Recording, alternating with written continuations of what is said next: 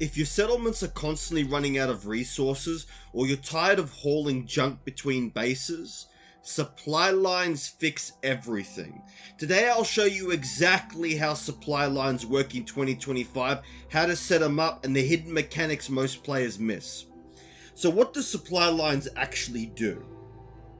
So supply lines share inventories of junk and crafting components between connected settlements. They allow building with shared materials like steel, wood, oil, adhesive, and etc.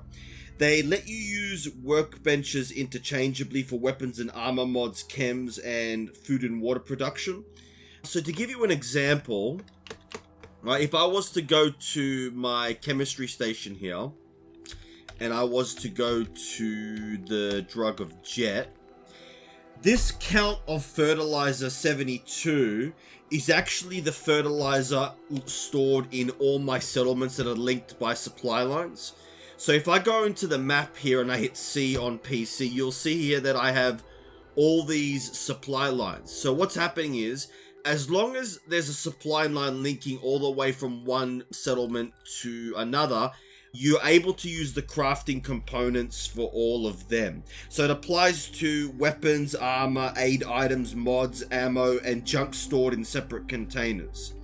And also, Brahmin auto-spawn at connected settlements. It's purely cosmetic, but there's another thing as well that you can use your Brahmin for, which is for fertilizer that we covered in the previous video.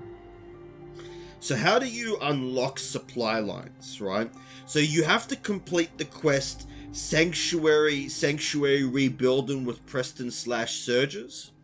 And then what you do, so in order to do that, you'll have to go down to Concord and complete the mission there to find Preston. And then what you'll need to do is you'll need to have your charisma at level 6 to get your first rank in local leader, which, as you can see, allows you to establish supply lines between your workshop settlements. Now, this is the reason why when I do a start build of Fallout, I always have a 6 of charisma and a 6 in intelligence. I also tend to take like a few points in strength just to get strength up to 4 for rank armorer.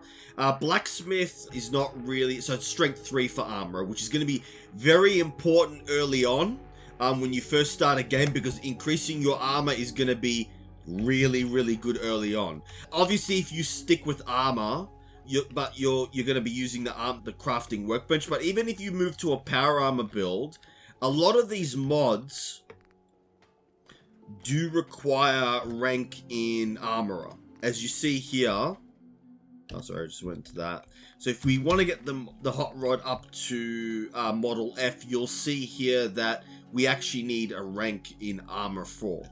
So if you're going to be using even if you're using power armor, you're still going to need, so 4 armor is actually good. So the other thing that you'll need to do is you'll need to assign settlers to be provisioners. So the way that you do that is you go up to a random settler. That's not a random settler. Let's find ourselves a random... Okay, so you go up to a random settler, and you'll see here there's a supply line option. So you just hit supply line, and you confirm which one you want to send. You want them to be a supply line for, and that's pretty much it. So like I said, you select supply line in the menu, you choose the target settlement, and the settler becomes a provisioner and walks a route between both settlements. So here's some tips. You can actually name your settlers to make it easier for them to... You can actually use named settlers if you want, especially at Sanctuary, to keep track of supply lines. Or you can use ones in unique clothing to track them easier. That can be an easy way of figuring out who your settlers are. Yeah, so here's the thing. Don't send your last settler to be a provisioner, because it will cripple food and water production. So when you assign people to be settlers, you need to make sure that you've got enough food and water production, right? Don't assign someone to be a settler if you need them to produce food, right? Something that's very important. Now, how supply line networks work. So direct connections are not required. It's a network graph. So if A connects to B and then B connects to C, and then A and C shared resources. So you don't need to actually directly connect your settlements together. So you don't even need to have a direct connection. As long as there's a connection, a line going to the settlement from one settlement to another, they will be connected. So the best early game hub settlements are actually Sanctuary. So best early game ones are Sanctuary, Red Rocket, Abernathy Farm. Mid game hubs are Starlight Drive-In, and obviously the castle as well is actually great to have as a settler hub. And late game Bunker Hill, best for caravans and central map. So what do provisioners actually do?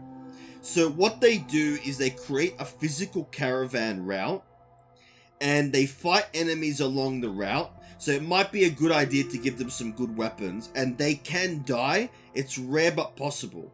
Now, their death does not actually break the route. What will happen is a new provisioner will auto spawn.